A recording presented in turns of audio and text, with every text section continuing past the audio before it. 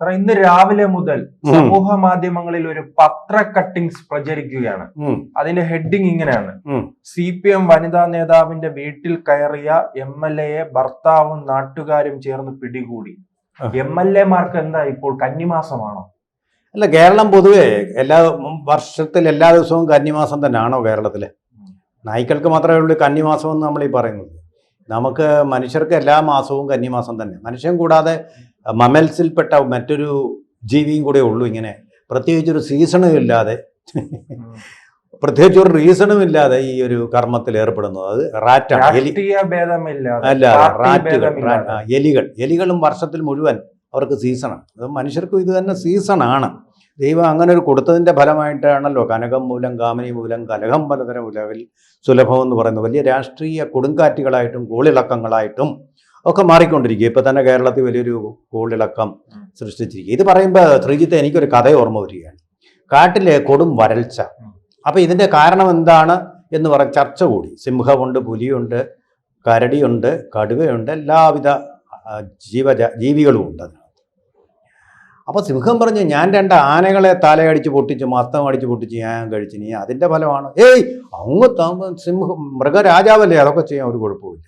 അപ്പോൾ കരടി പറഞ്ഞു, ഞാൻ മാൻകുട്ടികളെ കുറേയേറെ കൊന്നു, പേടമാനുകളെയൊക്കെ കൊന്നു, ഗർഭിണിയായ ഒരു മാനിനെ. അതുകൊണ്ടൊന്നും കുഴപ്പമില്ല, അങ്ങനെ ഒരു മൃഗരാജാവിൻ്റെ മന്ത്രിയല്ലേ. അപ്പം ഇങ്ങനെ ഓരോരുത്തരും പറഞ്ഞു. കരടി പറഞ്ഞു, ഞാനൊരു മനുഷ്യനെ കൊന്നു, അതുകൊണ്ടായിരിക്കും. മനുഷ്യനെ കൊന്നു, അതത്രയും പാപം നമ്മുടെ തീരും, ഇത്രയേ ഉള്ളൂ എന്നൊക്കെ പറഞ്ഞ് അവസാനം ഒരു കഴുതയായിരുന്നു. ആ കഴുത മോങ്ങിക്കൊണ്ട് പറഞ്ഞു, ഞാൻ കുറച്ച് പച്ചപ്പുല്ല് അവിടെ നിന്ന് തിന്നു. അവൻ ആ പച്ചപ്പുല്ല് തിന്നു, അതുകൊണ്ടാണ് കാടിന് ഇത്രയും വരൾച്ച വന്നതെന്ന് പറഞ്ഞ് മറ്റു മൃഗങ്ങളെ അങ്ങോട്ട് ചാടി വീണ് അതിനെ ഞാൻ കൊന്നു. ഒരു ഈസോപ്പ് കഥ പോലൊരു കഥയാണ് എന്ന് പറഞ്ഞ പോലാണ് ഇപ്പം കേരളത്തിൽ ഇപ്പോൾ രാഹുൽ മാങ്കൂട്ടത്തിൽ മാത്രമാണ് ഇങ്ങനെയുള്ള കേസിൽ പ്രതിയെന്ന് തോന്നുന്നു. അദ്ദേഹത്തിന് പാർട്ടി അയിത്തം കളിക്കുന്നു, MLA മാരായിത്തം കളിക്കുന്നു, അദ്ദേഹത്തിനെ അപഹസിച്ചുകൊണ്ട് പറയുന്നു. വിരൽ ചൂണ്ടുമ്പോൾ ഞാനിപ്പോൾ ശ്രീജിത്തിന് നേരെ വിരലുമ്പോൾ 4 വിരൽ എനിക്ക് നേരെയായി ചൂണ്ടുന്നു. എൻ്റെ കണ്ണിലെ അതിൽ ഒരു വിരലായിരുന്നു ഇപ്പോൾ പിടികൂടിയത്. എറണാകുളത്ത് നിന്നുള്ള ഒരു നേതാവ്. അതെ, എൻ്റെ കണ്ണിലെ കമ്പെടുക്കാതെ ഞാൻ വലിയൊരു കരടിരിക്കുന്നു എന്ന് പറയുന്ന പോലെ ഉള്ളൂ. ആരാ യോഗ്യന്മാർ? ഇപ്പോൾ ഓരോരുത്തരായിട്ട് പുറത്തു വന്നുകൊണ്ടിരിക്കുകയല്ലേ. മുഖം മൂടികൾ അഴിഞ്ഞു വീഴുകയല്ലേ, മൂടുപടങ്ങൾ വീഴുകയല്ലേ.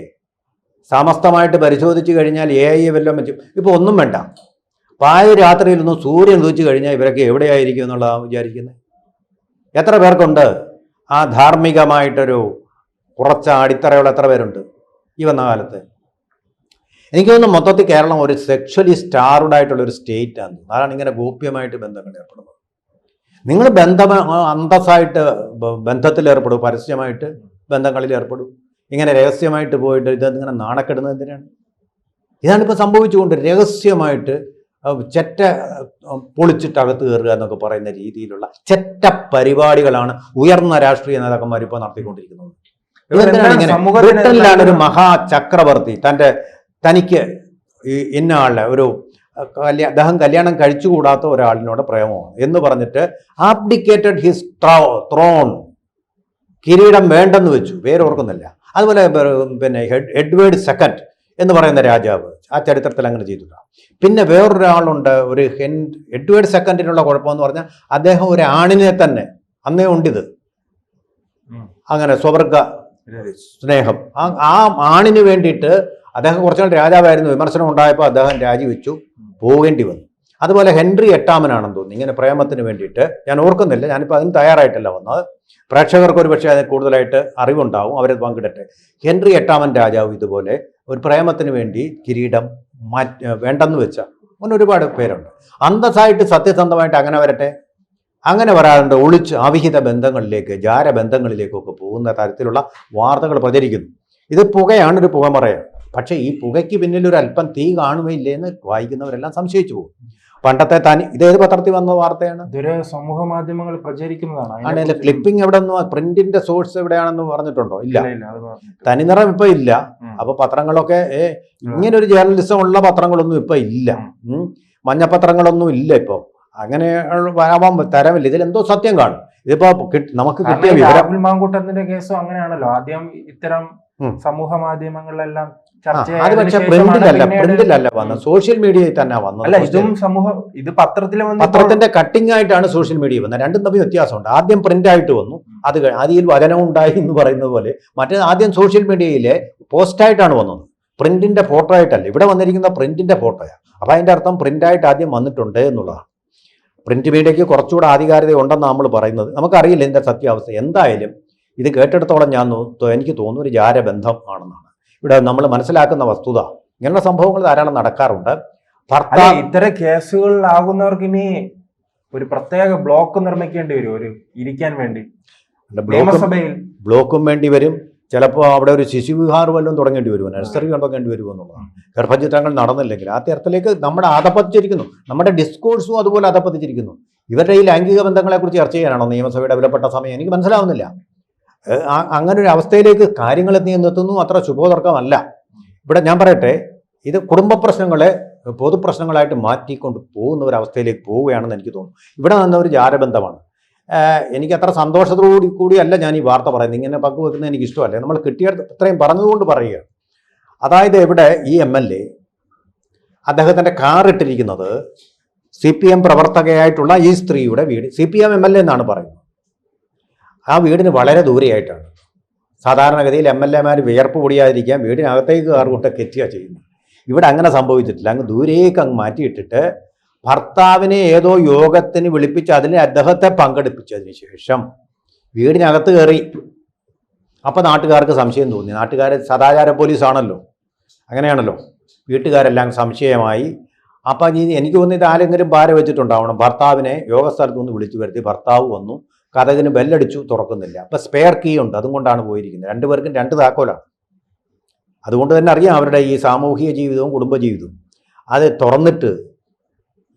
തുറന്നു നോക്കിയാൽ തുറക്കാൻ പറ്റുന്നില്ല. അതിൻ്റെ അർത്ഥം അകത്ത് ആരോ ഉണ്ട്, അനക്കമില്ല. ഫോണിൽ വിളിച്ചു. ഫോൺ റിങ് ചെയ്യുന്നുണ്ട്. ഫോൺ സത്യസന്ധമായിട്ട് പ്രതികരിക്കുന്നുണ്ട്, റിങ് ചെയ്യുന്നുണ്ട്. പക്ഷെ ഭാര്യ പ്രതികരിക്കുന്നില്ല. ഞാനിതിപ്പോൾ കേട്ടിട്ടുണ്ട്, ഡെക്കാമറോൺ കഥകളെന്നും പറഞ്ഞൊരു സാഹിത്യ സൃഷ്ടിയാണ്. പക്ഷെ മുഴുവൻ പച്ചത്തെറിയാണ്, മുട്ടൻ തെറിയാണ്. ആ ക്രിയകളിൽ ഇതുപോലുള്ള സമാനമായിട്ടുള്ളത് വായിച്ചിട്ടുണ്ട്. ഭർത്താവ് ഇങ്ങനെ ജാരബന്ധത്തിൽ ഒരു ആള് ചെന്നിട്ട് ഒരു പെണ്ണുമായിട്ട് ബന്ധത്തിൽ ഏർപ്പെട്ടുകൊണ്ടിരിക്കുക. പണ്ടത്തെ കഥകളാണിത്.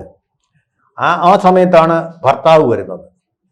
ഭർത്താവ് വരുമ്പോൾ എന്ത് ചെയ്തു? ഭാര്യ പറഞ്ഞു, ജാരനോട് പറഞ്ഞു, വലിയൊരു പെയിന്റിന്റെ ടിന്നുണ്ട്, ആ ടിന്നിനകത്തോട്ട് ഒളിച്ചിരുന്നു. വേറെ എങ്ങും വഴിയില്ല, ഒളിപ്പിക്കണ്ടേ. പണ്ട് ഈ മുടിക്കെട്ടിനകത്ത് ഒളിപ്പിച്ച് വെക്കുന്ന സ്ത്രീകളെ കുറിച്ചൊക്കെ നമ്മൾ കേട്ടിട്ടുണ്ട്. ഇതുപോലെ ഈ പെയിന്റ് ടിന്നിനകത്തോട്ട് വലിയ ടിന്ന് ഒളിച്ചിരുന്നോളാൻ പറഞ്ഞു. അങ്ങനെ അദ്ദേഹം സംഭവം അങ്ങനല്ല കേട്ടോ. ഇതോ ഇവിടെ വരുന്നുണ്ട്, നേരെ തിരിഞ്ഞു, ട്വിസ്റ്റ് വന്നുപോയി. അതായത് ഭർത്താവ് ഇവിടെ ഉണ്ട്. ഭർത്താവ് വന്നപ്പോൾ ജാരൻ കയറി വരുന്നു. അപ്പം ജാരൻ ഇങ്ങനെ ഭർത്താവ് ഇല്ലെന്ന് വിചാരിച്ചാണ് വന്നിരിക്കുന്നത്.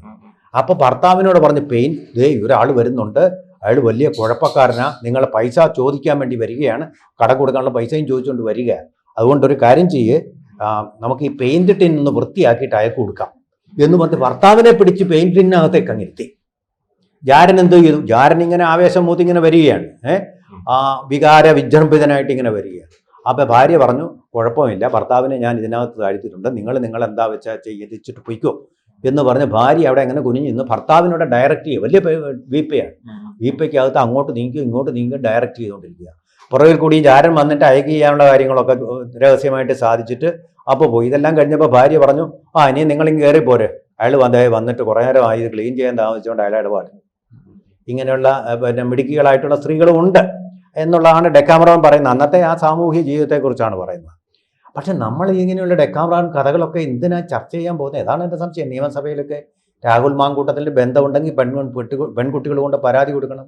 അല്ലാതെ ആരെങ്കിലും ഒരു ഓഡിയോ മെസ്സേജ് ഇട്ടാൽ ചർച്ച ചെയ്യാനുള്ളതല്ല നമ്മുടെ 144 MLA-മാർ. അവരുടെ നാട്ടിലെ പ്രശ്നങ്ങളില്ല, ആരോഗ്യ പ്രശ്നങ്ങളില്ല, വിദ്യാഭ്യാസ പ്രശ്നങ്ങളില്ല, എന്തെല്ലാം പ്രശ്നങ്ങളാണ് കിടക്കുന്നത്. പോലീസ് മർദ്ദനമുറകൾ, ഉദയകുമാർ മരിച്ചതെന്നു ഇതുവരെ ആ നിയമസഭയിൽ പോലും ചോദിച്ചിട്ടില്ല. കുറ്റമല്ല ആന്റണി പ്രക്ഷുബ്ധനായത്. സഭയ്ക്കകത്ത് കടന്ന് ഈ ലൈംഗിക ബന്ധങ്ങളെക്കുറിച്ചുള്ള ചർച്ചകളും സൂചനകളും കൊളിയമ്പുകളും നടക്കുക. പ്രധാനപ്പെട്ട പ്രശ്നങ്ങൾ ഒരു കാലത്ത് കോൺഗ്രസിന്റെ രക്ഷകനായിരുന്ന ആന്റണി ശിവഗിരിയിൽ ചെയ്ത കാര്യങ്ങളെ വിമർശിച്ചപ്പോൾ അതിന് മറുപടി പറയാൻ ആരുമില്ല. എന്ന് മാത്രമല്ല, കോൺഗ്രസ് എന്ന് പറയുന്നത് അതിൻ്റെ പ്രവർത്തനങ്ങൾ നിയമസഭയ്ക്കകത്ത് മാത്രമായിട്ട്, അകത്തളത്തിൽ മാത്രമായിട്ട് ഒതുങ്ങുന്നു. ഇത്രയും പോലീസുകാരെ ഇത്രയും പേരെ മർദ്ദിച്ചിട്ട് ഒരൊറ്റ വ്യക്തിയിലേക്ക് അത് ചുരുങ്ങുന്നു നിയമസഭയിൽ ഉപക്ഷേപത്തിന്റെ രൂപത്തിൽ. ഈ ക്രൂരത ഉദയകുമാറിന്റെ ഉരുട്ടിക്കൊല ഉൾപ്പെടെയുള്ള രാജൻ കേസ് പോലെ പ്രമാദമായ ഒരു കേസല്ലേ ഇത്? എന്നിട്ട് എന്തേ അവർക്കതൊരു പ്രശ്നമാക്കാൻ കഴിഞ്ഞില്ല? രാജൻ കേസ് എത്ര മാത്രം കലാലയങ്ങളിൽ പോലും കോലാഹലങ്ങൾ സൃഷ്ടിച്ച് കോളിളക്കങ്ങൾ സൃഷ്ടിക്കാൻ അന്ന് CPM കഴിഞ്ഞു. അച്യുതമേനോൻ അത് തീരാ തലവേദനയാക്കി മാറ്റാൻ CPM കഴിഞ്ഞു. കോൺഗ്രസിന് ഇത് എന്തുകൊണ്ട് കഴിയുന്നില്ല എന്ന് ആന്റണി ചോദിച്ചത് ഇക്കാര്യത്ത് വളരെ പ്രസക്തമാണ്. അവരുടെ വായ് മൂടിക്കെട്ടിയിരിക്കുന്നു രാഹുലിനുണ്ടായിട്ടുള്ള ഈ അപജയം രാഷ്ട്രീയം. പക്ഷേ ഇങ്ങനെ അപജയം ബാധിച്ച പലരും ഉണ്ടല്ലോ നിയമസഭയ്ക്കകത്ത്. പിന്നെ രാഹുലിന് മാത്രം എല്ലാ പക്ഷിക്കും ചിലയ്ക്കാം, പക്ഷേ പശവും പക്ഷിക്കും മാത്രം ചിലയ്ക്കാൻ വയ്യാത്ത ഒരവസ്ഥ എന്നൊക്കെ പറഞ്ഞ് ഇതെങ്ങനെ സമർത്ഥമായിട്ട് CPM പ്രവർത്തിക്കാൻ കഴിയുന്നത് കൊണ്ടാണ് കോൺഗ്രസ് ഇങ്ങനെ ഒരു ദുർഘടത്തിലായത് എന്നുള്ളതാണ് എൻ്റെ സംശയം. ഇതിനെക്കുറിച്ച് ഡിബേറ്റ് ഉണ്ടാവട്ടെ. അവിഹിതമായിട്ടുള്ള ഇത്തരം ലൈംഗിക ബന്ധങ്ങളെക്കുറിച്ച് നിയമസഭ ചർച്ച ചെയ്യട്ടെ മൊത്തത്തിൽ. അല്ല ഒരു രാഹുലിൽ മാത്രം ഒതുങ്ങാതെ. എന്താണ് നമ്മുടെ പ്രശ്നം? നമ്മുടെ ആഹാര ശൈലികൾ, ജീവിതശൈലികളിൽ ഉണ്ടായിട്ടുള്ള മാറ്റങ്ങൾ, അതുപോലെ തന്നെ ഒരു സെക്സ് സ്റ്റാർഡ് സ്റ്റേറ്റ് ആണോ നമ്മുടെ നാട്, ഇതൊക്കെ നമ്മൾ ചർച്ച ചെയ്യട്ടെ. ലൈംഗികം ശാസ്ത്രം പഠിപ്പിക്കണം കുട്ടികളെ എന്നാണല്ലോ പറയുന്നത്. ഇതിനെക്കുറിച്ച് വിശദമായിട്ട് ഓപ്പണുമായിട്ടുള്ള ചർച്ച നടത്തട്ടെ, രഹസ്യമായിട്ട് വെച്ചുകൊണ്ടിരിക്കാതെ, ഇങ്ങനെയുള്ള മഞ്ഞപ്പത്രങ്ങളിലെ വാർത്തകളായിട്ട് വരാതെ ഈ കാര്യങ്ങൾ വളരെ ആരോഗ്യകരമായിട്ട് ഡിബേറ്റിലേക്ക് പോകണ്ടേ. സയൻസിൻ്റെ ഒരു ശാസ്ത്രീയമായിട്ടുള്ള ടെമ്പറമെൻറ്റിൻ്റെ, ശാസ്ത്രീയ വീക്ഷണത്തിൻ്റെ, സയൻറ്റിഫിക് ടെമ്പറമെൻറ്റ്, നെഹ്റു എപ്പോഴും പറയുന്ന കാര്യം, സയൻറ്റിഫിക് ആയിട്ടുള്ള ടെമ്പറമെൻറ്റോട് കൂടി ഈ കാര്യങ്ങൾ ചർച്ച ചെയ്യട്ടെ. അല്ല അശ്ലീല സാഹിത്യം, ഓടസാഹിത്യം പോലുള്ള ചർച്ചകളിലേക്ക് പോകാതെ. അത് നല്ല കാര്യമായിരിക്കും എന്നാണ്. ഒരു കാര്യത്തിലൊക്കെ ഒരു ഓപ്പൺനെസ് വേണം എന്നുള്ളതാണ്. തുറന്ന മനസ്സോടു കൂടിയുള്ള ചർച്ചകൾ ഉണ്ടാവണം എന്നുള്ളതാണ്. അത് ആരോഗ്യകരമായിരിക്കും എന്നാണ് വിഷയം. വ്യക്തിയിലെ കേന്ദ്രിതമാകും, സാമൂഹിക കേന്ദ്രീകൃതമായി.